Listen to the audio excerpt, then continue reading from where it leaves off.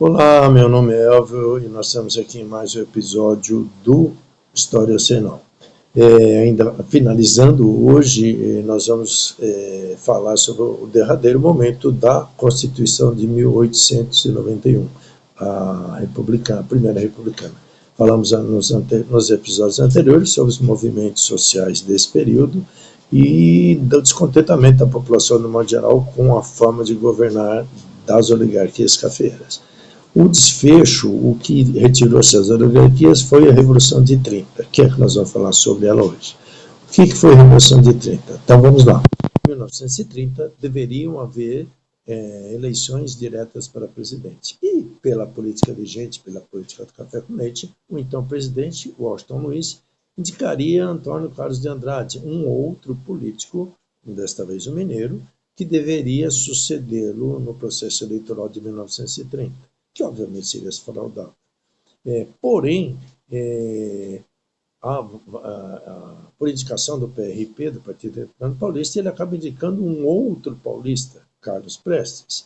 E isso vai fazer com que os acordos da política do café com leite e todos os demais acordos são rompidos a partir daí. E a oligarquia que perdeu vai criar um partido, a Aliança Liberal, que é formado por políticos do Rio Grande do Sul, por políticos de Minas Gerais e por políticos da Paraíba. E a Aliança Liberal vai para as eleições de 1930 com bastante apoio popular. Ela tinha apoio dos operários, ela tinha apoio dos tenentes, do movimento tenentista, ela tinha apoio de uma classe média urbana paulista que queria governar, que tinha ânsia de participar da política, ela tinha apoio de uma pequena parcela de cafeicultores que perceberam que o barco estava afundando e que não queriam sair do poder. E tudo isso fez com que a gente tivesse um movimento após o resultado das eleições. De forma óbvia, o resultado das eleições de 30 venceu Carlos Prestes, que era o candidato da oposição, que era o candidato do esquema ainda da política do café com leite e outras políticas das oligarquias cafeeiras. E aí é exatamente nesse momento em que começa um movimento que foi intitulado de Revolução de 30, que é uma espécie de golpe de Estado, onde a gente tem alguns problemas. Existe a possibilidade momentânea, durante o período, de uma guerra civil brasileiros contra brasileiros. E aí os militares vão interferir e acabam, na verdade, entregando o poder a Getúlio Vargas no dia 3 de novembro de 1930. Isso é a Revolução de 30. Então, para evitar derramamento de sangue, para evitar coisas piores, os militares vão passar, o governo depõe Washington Luiz, Carlos Prestes nunca assume, e o poder é dado a Vargas. O que Vargas vai fazer? Na verdade, ele entra de forma provisória e, em teoria, ele deveria fazer o quê? Ou esperava-se que ele fizesse o quê? Assumisse poder, fizesse as reformas necessárias, as reformas políticas necessárias, convocasse uma nova Constituição e convocasse, na sequência, eleições diretas para presidente. E então, assim, o Brasil teria um retorno à normalidade política. Pelo menos era o que o Estado de São Paulo esperava. E por que o Estado de São Paulo esperava isso? O Estado que mais sofreu economicamente ou politicamente foi o Estado de São Paulo. Porque o Estado de São Paulo ele era o grande pagador das despesas, na verdade era o maior produtor de café, e ele vai ser apeado do poder, ele vai ser tirado do poder. E aí ele vai questionar por quê? Ele continua sendo economicamente importante, ele continua pagando as contas, mas ele não tem participação política mais. São Paulo chega a dizer que ele é a locomotiva que sozinha puxa todos os outros vagões que seriam os estados brasileiros.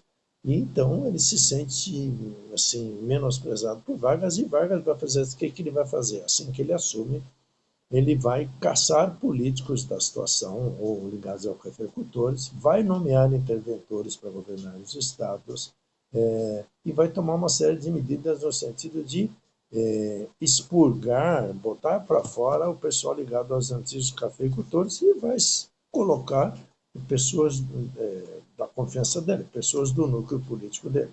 E aí ele vai começar a governar e passa a fazer com que São Paulo fique muito bravona, porque assim não era nada que ele esperava. O que ele esperava? Ele esperava um outro problema surge durante esse período. Ela vai ter nomeado, Vargas vai nomear os interventores, e vai nomear como interventor de São Paulo um camarada chamado João Alberto. O João Alberto ele era pernambucano e militar, ele era tenente. E o pessoal de São Paulo, os políticos de São Paulo, vão dizer que não querem ser governados por um tenente e que muito menos seja pernambucano, porque não entende nada da São Paulo, não entende nada da política paulista. E começam a pressionar Vargas para que o Vargas mude, coloque aqui um interventor que fosse paulista. Uma segunda coisa que é a pressão que São Paulo vai fazer é a eleição para constituinte e uma nova constituição no lugar da 1891, que até aqui nesse momento já não valia mais. E o terceiro coisa que São Paulo esperava era o retorno à normalidade política. Aí tem aquela questão, o que seria normalidade política na visão dos paulistas? Acreditavam que, fazendo uma nova Constituição e uma nova eleição, São Paulo, por ter dinheiro, ganharia essas eleições e voltaria São Paulo ao poder. E isso que não chegava por normalidade política. E aí a gente tem o agravante da tensão entre o Getúlio Vargas e o Estado de São Paulo. Até que, em 1932, 23 de maio de 1932, a gente tem problemas. Alguns estudantes são assassinados em confronto com a polícia de Vargas, numa manifestação no centro de São Paulo, na região do centro de São Paulo, e da morte desses 4 rapazes, são 5 pessoas na verdade, cria-se um centro cívico, o Centro Cívico MMDC, Martins Milagaia Drauzio Camargo, que é o sobrenome dos estudantes assassinados, e esse centro cívico, ele fica responsável, ele inicia a preparação para uma guerra civil. O que nós vamos ter com o início em 9 de julho de 1932 é uma guerra civil. O Estado de São Paulo declara a guerra contra o Estado brasileiro. De que forma isso se deu? Na verdade, ele esperava apoio de Minas Gerais e de alguns estados do Sul. Os estados do Sul, quando começou a guerra, quando foi declarada a guerra em 9 de julho, os estados do Sul acabaram sendo barrados na região do Vale do Paraíba pelas forças leais a Vargas e não conseguiram chegar aqui. E Minas Gerais deu um troco lá da Revolução de 30, simplesmente desconsiderou e São Paulo acabou ficando sozinho, isolado politicamente e isolado militarmente. A guerra em si vai durar aproximadamente 90 dias. Ela vai de julho a setembro. E São Paulo acaba perdendo, do ponto de vista militar ele acaba perdendo, mas ele vai conseguir ganhar algumas coisas. Havia até os dizeres na época, se vencemos, perdemos, porém vencemos. Por quê? O que ele consegue?